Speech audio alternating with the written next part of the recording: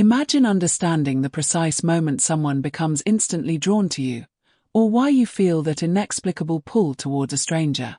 This isn't magic, it's the science of framed emotions and the unspoken signals your body sends and the souls communicate. This is what I thought I controlled with the brushstrokes on my canvas. This is what I drew.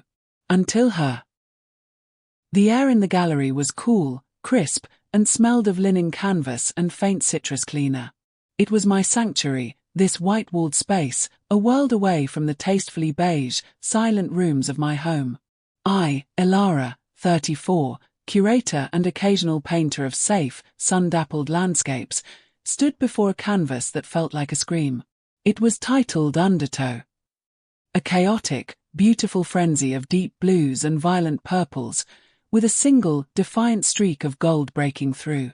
It wasn't just a painting, it was a feeling I'd buried. The artist's name was printed on a small card beside it. Kai. 29. I'd been watching her for weeks. Not in a stalker's way, but with the desperate fascination of a moth seeing its first real flame. She'd come in, dressed in paint-splattered denim and worn boots, her dark hair a messy knot, her focus absolute. She moved with an easy confidence I'd forfeited a decade ago for a diamond ring and a peaceful, passionless life. Today, she was across the room, adjusting the lighting on another of her pieces. A sculpture of twisted, polished driftwood that looked like embracing bodies. I was hidden behind a partition, sketching in my muted charcoal, my lines trying and failing to capture the curve of her neck as she tilted her head. My marriage to David was a still life. Pleasant, composed, dead. We were excellent roommates, respectful co-pilots of a life that looked perfect from the outside. He loved the idea of me being an artist. It added an interesting flavor to his corporate portfolio. He never saw the real colors, only the decorative ones. I looked up from my pad. And she was looking right at me. Kai's eyes, the color of a stormy sea, locked onto mine. There was no surprise in them. No irritation. Just a deep, knowing curiosity. She didn't glance away. She held my gaze, and in that endless, silent moment, the polished floor between us felt like the only honest thing in the room. My breath hitched. My secret, the yearning that curled like smoke in my chest, the fantasies I sketched in hidden books, the profound, terrifying disinterest in my husband's touch, it all rose to the surface. I didn't look away. I couldn't. And she knew. A slow, subtle smile touched her lips. Not a smirk, but an acknowledgement. A silent, "There you are." She gave the light fixture one final turn, her eyes still on me, then turned back to her work as if the connection had been a tangible thread she'd chosen to pluck. The following Thursday, I found a small card tucked into the frame of my favorite landscape in the gallery's back room. It was a simple, rough-edged piece of watercolor paper. On it, in swift, confident inkstrokes, was a sketch. Not of the landscape. It was a woman's face in half-profile, looking at something unseen. The eyes were wide, longing. My eyes. Beneath it was an address, a studio loft in the old warehouse district, and a time, 8 p.m. My heart hammered against my ribs. This was the cliff's edge. Going home meant another evening of David talking about market trends, of me nodding while my soul quietly dissolved. Going to that address meant jumping. I jumped. The studio was a cathedral of chaos. Canvases leaned against every wall, some finished, most in progress. The smell was intoxicating, turpentine, oil paint, and something earthy like clay. Music, something low and melodic with a deep cello line, filled the space. Kai stood by a large north-facing window, backlit by the city's neon glow. "You came," she said, her voice a warm, low hum. "You knew I would," I replied, my own voice barely a whisper. She approached, stopping just inside the boundary of my personal space. I could smell the faint scent of rosemary soap and pigment on her skin. "You've been watching me paint for a month, Elara. But you're always drawing. What do you draw when you think no one sees?" I opened my bag, hands trembling, and pulled out my private sketchbook.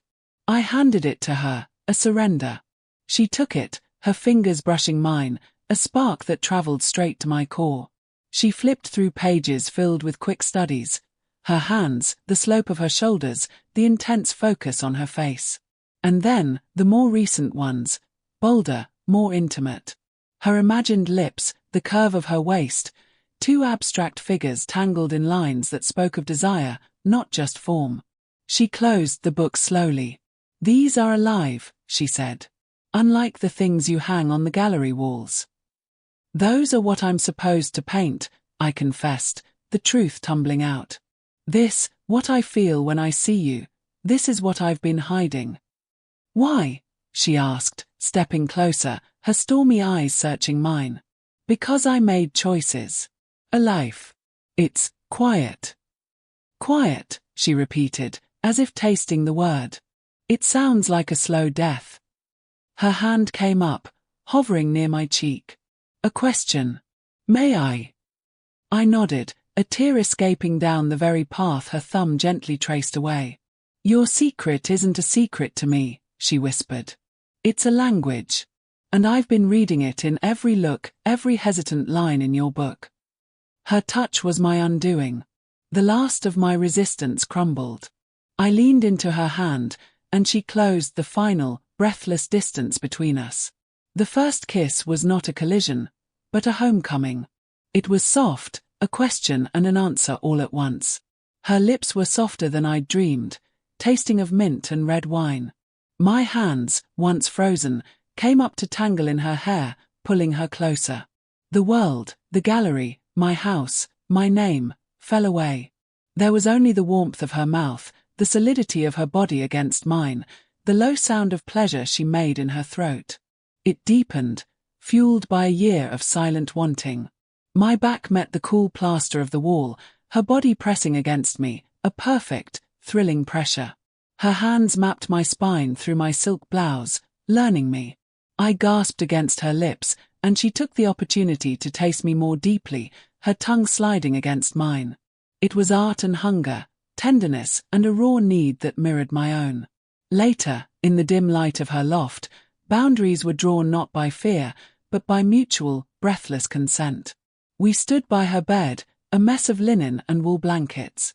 Our clothes fell away not in a frantic rush, but in slow, revealing layers, each new expanse of skin a revelation.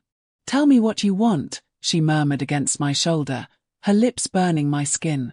"You," I breathed. "Just you. All of you."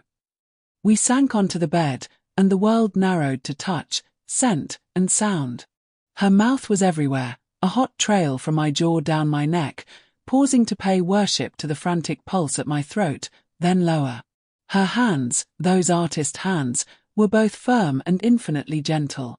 They cupped my breast, her thumb circling a peak until it tightened into a hard, aching point. She took it into her mouth, and I cried out, my back arching off the bed. The sensation was a lightning bolt, a direct line to the molten heat pooling low in my belly. I learned her, too. The smooth plane of her stomach, the surprising softness of her skin over taut muscle. The taste of her salt and sweetness when I finally found the courage to reverse our positions, to trail my own kisses down her body. Her breath came in sharp gasps, her fingers threading through my hair, not guiding, but holding on as I loved her with my mouth.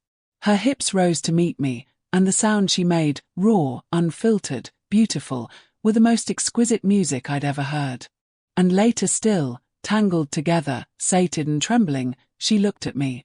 The neon sign from the street below painted a pink glow across her cheek.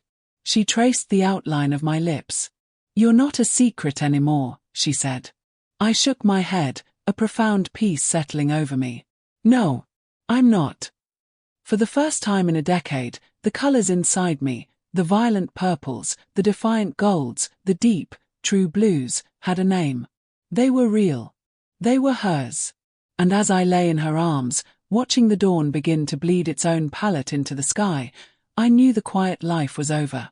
The masterpiece, terrifying and glorious, had finally begun. The dawn light was a pale, watercolor wash over the studio, gilding the edges of canvases and dust motes. The piece was a living thing, warm and soft between our naked bodies. My head rested on Kai's chest, rising and falling with her breath, the steady beat of her heart a new rhythm against my ear. Her fingers, still tracing lazy patterns on my bare shoulder, slowly changed their language. The touch grew more purposeful, less about comfort and more about rediscovery. It trailed down my spine, a spark reigniting embers I'd thought were banked. "Elara," she murmured, my name a vibration in her chest. I tilted my head up to look at her. The sleepy contentment in her stormy eyes was being replaced by a fresh, dark intensity. This time, there were no secrets to confess, no boundaries to nervously approach. This time, there was only the knowledge of each other, and the vast, uncharted territory of what we could be. The second time was not a homecoming, but a claiming. It began with a shift in the air, a silent, mutual decision. Her hand, which had been stroking my back, slid down to my hip and gripped, firm and possessive. In one fluid, powerful motion, she rolled us over, pinning me beneath her. The look in her eyes stole my breath, wild, unleashed, utterly focused. "Mine," she breathed, not a question, but a declaration that resonated in the very center of my being. My response was a gasp that turned into a moan as her mouth crashed down on mine. This kiss was not soft or exploratory. It was hungry, devouring, a storm surge. She tasted of me, of sleep, of pure, undiluted want. My hands flew to her hair, pulling her closer, my nails lightly scraping her scalp. A low growl rumbled in her throat, a feral sound that sent a fresh wave of liquid heat through me. There was no slow unwinding this time. Her mouth left mine to blaze a searing trail down my throat, my collarbone. She took my breast into her mouth again, but now her touch was demanding, her teeth grazing the sensitive peak just enough to make me cry out and arch violently off the mattress. Her hands were everywhere, mapping my body with a desperate, knowing urgency. They slid between my thighs, finding me already soaked and aching for her. "Kai," I pleaded, my voice ragged, my hips rocking against her hand. "Please." "I know," she panted against my skin. "I know what you need." Her touch was relentless, skilled, driving me swiftly to a dizzying, shattering peak that tore a sob from my throat. But before the waves had even fully receded, she was moving, her body sliding down mine, her strong hands hooking under my thighs, opening me completely. "Look at me," she commanded, her voice thick. I forced my eyes open, meeting hers as she lowered her head. The intimacy was devastating, more profound than anything before. I watched, utterly exposed, as she loved me with her mouth, her gaze locked on mine, witnessing every flicker of ecstasy on my face. The second climax built faster, harder, a tsunami drawn from the deepest part of me. It wasn't a release, but an annihilation of every former self. I screamed her name, my body bowing, my fingers twisting in the sheets. Before I could even come down, she was surging back up my body, her skin slick with sweat, her own need etched into every beautiful, straining line of her.